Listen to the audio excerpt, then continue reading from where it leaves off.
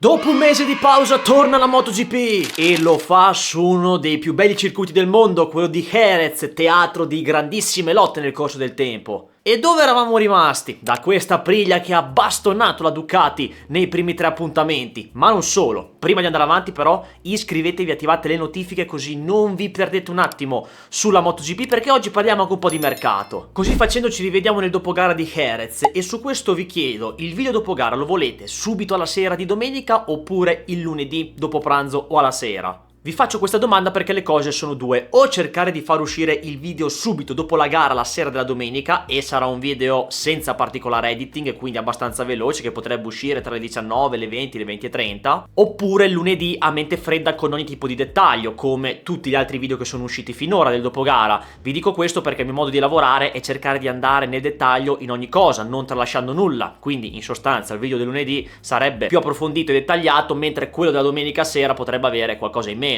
È un sondaggio che faccio per capire il mio pubblico, no? Su questo canale, e quindi ci potrebbero essere le occasioni in cui il video dopo gara esce la domenica subito oppure il lunedì. Magari farò qualche test. Questo poi in base a quello che succede. È ovvio che se succedono miriade di cose come in Brasile serve un video più dettagliato e approfondito, ma comunque fatemi sapere nei commenti che vi leggo. Ok, fatta questa premessa, Jerez della Frontera. Ripartiamo dal fatto che tornano gli orari europei e, come dicevo, da questa Aprilia che nelle prime 3 gare ha dimostrato di essere superiore alla Ducati. Storicamente Jerez, per quello che ci ha fatto vedere negli ultimi anni, è sempre stato territorio Ducati, soprattutto con le vittorie di Pecco Bagnaia. Quindi sarà molto curioso vedere il livello che ci sarà, perché io penso che l'Aprilia, come ho già detto, è quella, e le prime 3 gare non sono un fuoco di paglia, carcassa o non carcassa. È la Ducati che sì, con questa gomma abbiamo visto che sta facendo più fatica, ma non è solo quella, è anche dal lato tecnico che sta pagando e deve ricucire il gap. Dunque vediamo se Borgo Panigale avrà portato qualche miglioramento, perché io mi aspetto sempre l'Aprilia lì davanti con tutti e 4 i piloti, perché mi aspetto anche un Raúl Fernández veloce qui a Jerez, ma dobbiamo monitorare anche le condizioni di Marc Márquez con quella benedetta spalla. Vediamo se saranno migliorate e come arriverà.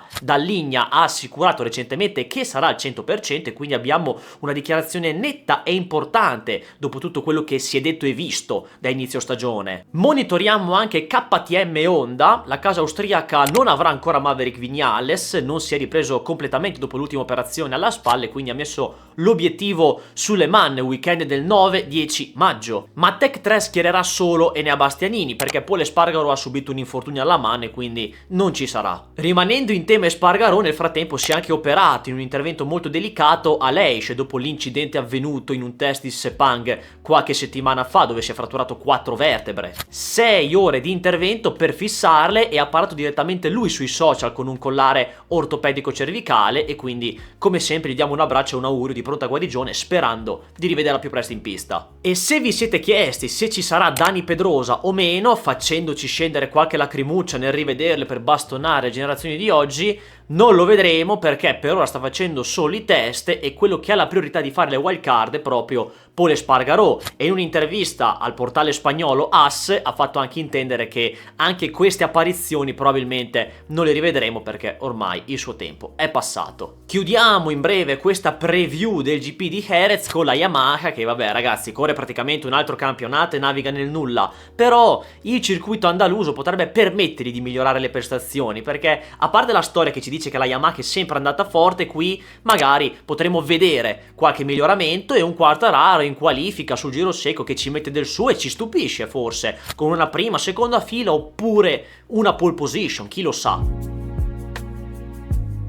Andiamo a spulciare qualche notizia che è uscita in questi giorni e una molto interessante riguarda il 2027 e no, non sto parlando di mercato, tra poco ci arrivo, ma della Ducati 850 scesa in pista con Michele Piero a Misano qualche giorno fa. E ragazzi, già mi piace questo design, senza questa abbondanza eccessiva di aerodinamica. Guardate come clean, pulita rispetto a quelle di oggi. Per me è una ventata d'aria fresca.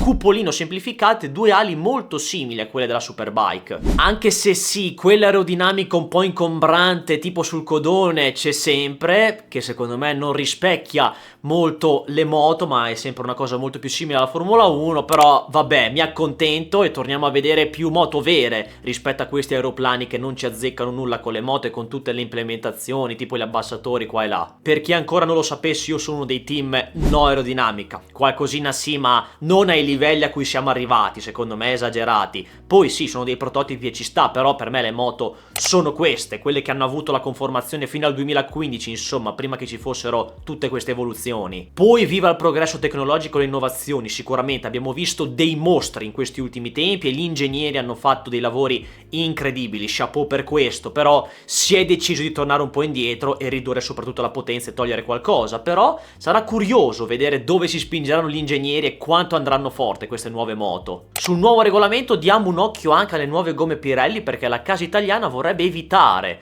le famose penalità per le pressioni delle gomme a fine gara. Ci saranno basi tecniche diverse con un approccio meno legato alla deformazione dello pneumatico per generare grip, quindi le pressioni minime saranno più alte rispetto ai valori imposti dalla Michelin ad oggi, ma sarà poi tutto da vedere in gara quando la gomma cambierà il suo stato in base alle condizioni che ci sono, e qui ogni dato raccolto sarà importante. Motomercato, qualcosa viene sempre fuori. Abbiamo visto e parlato della bomba di Ogura in Yamaha, di cui aggiungo qualche dettaglio in più. Si dice che sia voluto andare via lui dopo l'offerta ricevuta dalla casa di Vata, e oltre al ragionamento economico e al discorso d'immagine, per essere appunto il pilota giapponese di Yamaha, Ogura potrebbe aver forse pensato anche di volersi togliere lo sfizio di correre per una casa ufficiale, e anche per diventare un pilota di punta, perché le strade per scalare le gerarchie in Aprilia erano praticamente chiuse.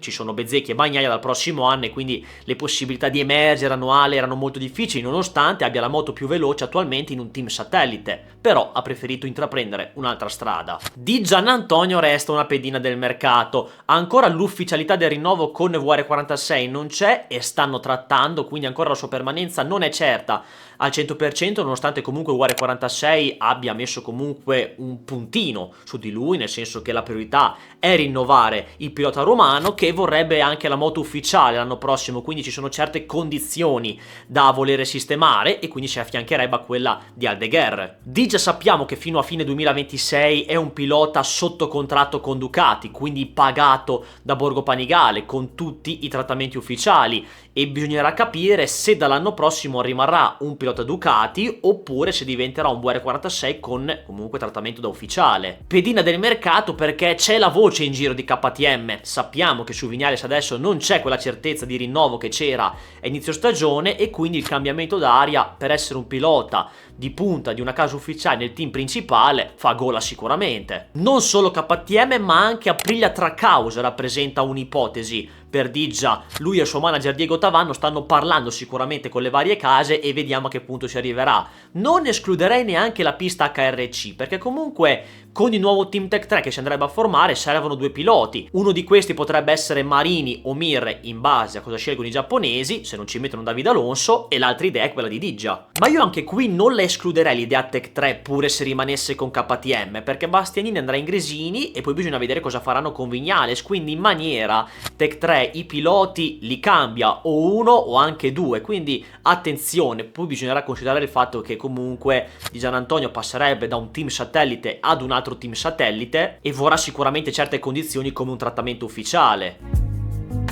Chiudiamo con Nicolo Bullega, che in Superbike sta distruggendo ogni record possibile e può perdere solo lui questo mondiale, e vuole sempre di più questa MotoGP, e penso che per il lavoro svolto una chance la meriti. Qualcuno potrebbe puntarci, non però secondo me aspettandosi chissà cosa. I contatti tra i team della MotoGP ci sono e a Jerez il suo manager sarà presente per approfondire la situazione. Se l'idea è quella di restare con Ducati, allora deve sperare solo che Di Giannantonio vada via, perché così Ducati non andrebbe a cercare nessuno e hanno l'opzione già in casa, e così facendo Bullega andrebbe in VR46. Si è parlato di Aprilia Trackhouse, i cui contatti ci sono stati dopo la partenza di Ogura, e magari a Jerez questi saranno approfonditi e vediamo se Massimo Rivola e Davide Brivio decideranno di mettere una fiche sulla scommessa Bullega o di puntare su un pilota già pronto come lo potrebbe essere Joan Mir. Più remota secondo me è l'idea Tech 3, che sia KTM o Honda. La vedo molto difficile come opzione, secondo me vorranno puntare su altri, ma in ogni caso il destino di Bullega in MotoGP è molto legato da cosa farà Di Giannantonio. Se va via da Ducati penso che possa essere fatto in VR46, ma se rimane invece è l'unica a sperare nella benedizione